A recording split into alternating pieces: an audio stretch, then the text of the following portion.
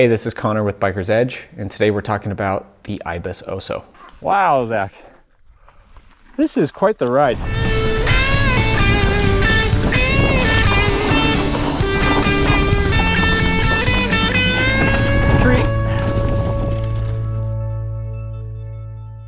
You've been asking, we've been wondering, when was Ibis finally going to make an e-bike? Well, the wait is over. It is today. The Ibis Oso dropped today. It is a big, burly brawler of an e-bike. So how did Ibis do their first time out?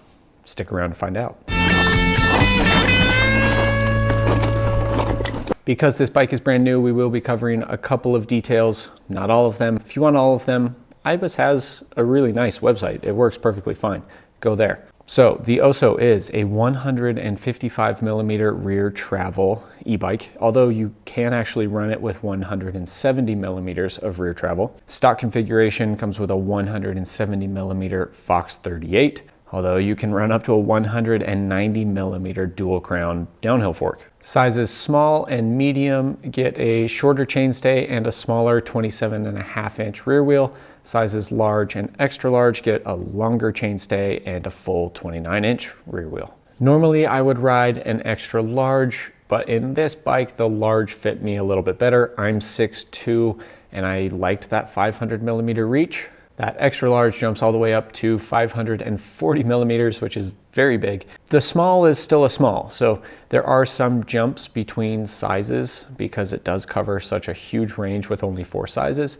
But Ibis is taken into account for this. It has a really low standover height. So it offers you a little more flexibility in terms of sizing because your seat post height isn't a limiting factor anymore. And keep in mind, the Oso has a little bit steeper seat tube angle than most other bikes that we're seeing these days, which will mitigate a little bit of that reach or that stretch out to the handlebars when you're seated. You can kind of pick the bike based on the ride quality you're after, if you want really long and stable or a little shorter and more fun in the corners. I will say that on the large, I had to run the supplied 185 millimeter dropper at minimum insertion, and that barely got me to my saddle height. If you're taller or have longer legs than me and you want to ride a large, you will need a 200 mil or longer dropper post. The geo on this bike is awesome. It's really versatile. You get a 64-degree head tube angle, 78-degree seat tube angle on a size extra large.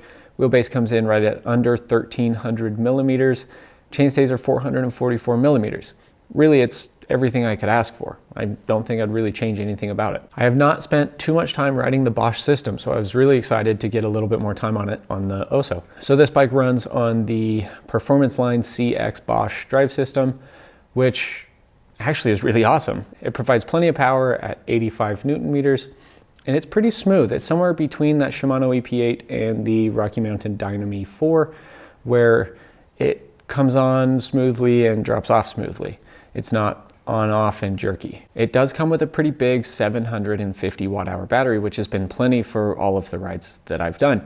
And this is purely anecdotal. I can't back this up at all, but it seems like most bikes, kind of that first half of your tank of gas lasts a little bit longer than the last half. This bike seems opposite, where it starts to drop a little bit quicker, but once you hit that 60 to 50% mark, it doesn't seem to drop as quickly as some others that I'm used to. Only evidence for this is I was out riding with Zach. He was on his Heckler, I was on the Oso, and Zach was doing better right out of the gate with battery life. But once we kind of hit 50, things switched, and I actually ended up ending the ride with more battery than he did. And just for reference, that ride was 21 miles and 4,000 feet of vert in some pretty rough and rugged terrain. And I was in that automatic EMTB mode the entire time, and we'll get into that just a little bit later. As much as I like the performance of the Bosch motor, it wasn't quite as sleek and sexy as some of the other bikes we're seeing these days.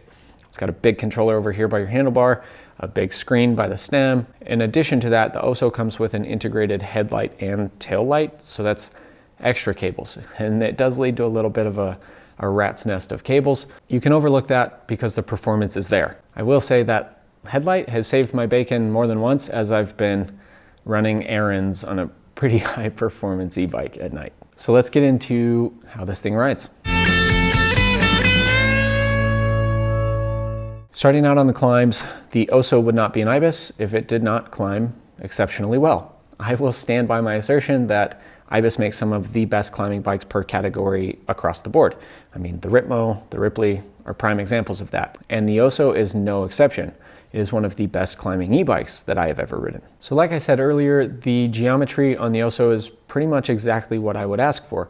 And on the climbs, it really comes through in terms of a balanced ride position on the bike. I never felt like the front end was lifting or wandering too much. I didn't feel like I was too far over the front and had no traction on the rear. It was very, very well balanced. Not only have they taken into account how much bike is behind you versus in front of you in terms of chainstay length and rear wheel size, they've also done it with seat tube angles.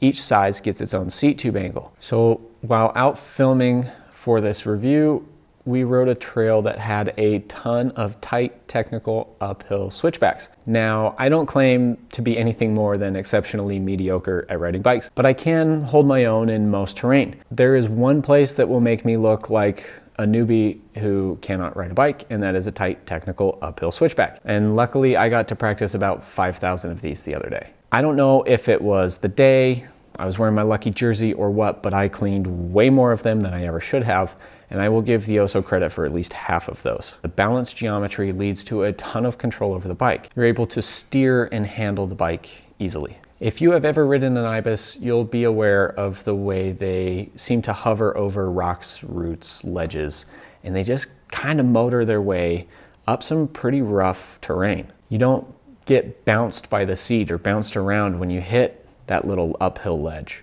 And an e-bike will make that problem even worse. So I was really surprised at how smooth the Oso was in some of the bumpy and rocky climbs we had. Where you'd come up and the back wheel would hit that ledge and you'd expect it to kind of pop you up off of the seat. That just didn't happen. The bike just seemed like it contoured the ground perfectly and just cruised right up some pretty rough climbs. On the climbs, it doesn't seem that it's so overly active that you just sag too deep into the travel and then your pedals are really low. So you're smacking rocks and roots. You're able to just keep pedaling, keep going. The Bosch motor is the perfect complement to the Oso's uphill abilities. I tend to steer clear of automatic modes on EMTBs for the most part because I feel like they usually are a little too slow to react to my input. So if I need a little extra gas and I start pedaling a bit harder, it takes a little bit more time than I want for the motor to respond and kick in. The EMTB mode on the Bosch was not that way though. It was very quick to respond and seemed to match my effort pretty much perfectly. I literally, for that big ride that we filmed on, put it in EMTB and never changed it. It provided a very consistent feel to the bike where it was always seeming to match what was needed out of it. And it let me focus more on what I was trying to do rather than what the motor was doing. So overall, the climbing experience on the Oso is maybe the best I've had to date. I literally cannot think of a single thing I would change. Now let's jump into the downhill. Right from the get-go, this was unlike any other Ibis I had ever ridden. It was plush, deep, bottomless, smooth, controlled, capable, all the things you want out of a big burly e-bike. And it definitely rides like the biggest, burliest Ibis. The suspension feel on the Oso is different than what I've come to expect from Ibis. It was a little bit easier to sit down into the travel, which means you had a bit softer off the top feel. But it did that without blowing through all the travel easily and bottoming out too often. Benefit to sitting into the travel a bit more is you get a bit more traction and you get a bit more control in rough sections of trail. The Oso did a great job of smoothing out all the small trail chatter, which is a great thing because I don't think there was 20 feet of trail that wasn't just littered with embedded rocks and baby heads. Where I was really blown away though was how well it handled the big high-speed compressions. It handled those with so much composure. I did have a couple of cases where the rear wheel would hit a big loose rock and it would kind of hang up or bounce off to the side. I don't think any other bike would have done better. I think that's just the nature of a pointy softball in the middle of the trail. So after that really plush initial stroke, the suspension ramps up a lot. I would have to think this is the most progressive Ibis bike to date. And it ramps up in a nice way. It doesn't blow through everything and then hit this harsh wall. Instead, it just gets through that soft initial stroke and then slowly starts to add some progression and support, which I think is what contributes to the Oso being one of the most playful big e-bikes I've ever ridden. It's really easy to unweight or to bunny hop on this bike, given it weighs 50 plus pounds. It reminds me quite a bit of the Santa Cruz Heckler in that regard, in how lively and fun and poppy it is. Easy to unweight, to change lines, jump over things, and do things that aren't just plowing through everything in a straight line. That ramp up is what leads to that bottomless feel too. According to the sag indicator, I found bottom more than a handful of times, but I never would have known about it. Because it ramps up so well, you don't have that harsh clang into the bottom of your travel. I cased more than a few jumps in the name of science, but I never once had that dreaded clang or the back wheel hanging up on the lip. All of this is to say there is a lot of progression on this bike. Ibis says you can run it with a coil shock, which is something I'd actually really like to try on this bike. The Oso's handling is right there with some of the best e-bikes I've ridden. It strikes a great balance between high-speed stability and low-speed agility. Like I said earlier, our trail that we filmed on was full of tight switchbacks, and the Oso handled them surprisingly well. I was able to kind of dive that front wheel in, and the back would just track right behind it perfectly. It handled the wider, more open corners really well too. It provides enough stability that you can hit them at speed even if they're bumpy, but it's not so long that it's unwieldy and cumbersome. And then in high speed stability, it does a great job. It feels very composed even when you're going fast. In fact, the Oso wanted to go faster, but you know, I've got a small fear of heights, and there was a rather large drop off to the side, and I just couldn't let myself go faster, but the Oso wanted to go faster. So overall, on the downhill, the Oso is the shreddiest Ibis that I have ever ridden, without giving up what makes Ibis so special, that fun, lively, playful, poppy feel. Imagine the Ripmo, but with more travel, a little bit slacker, more progression, and that's the Oso.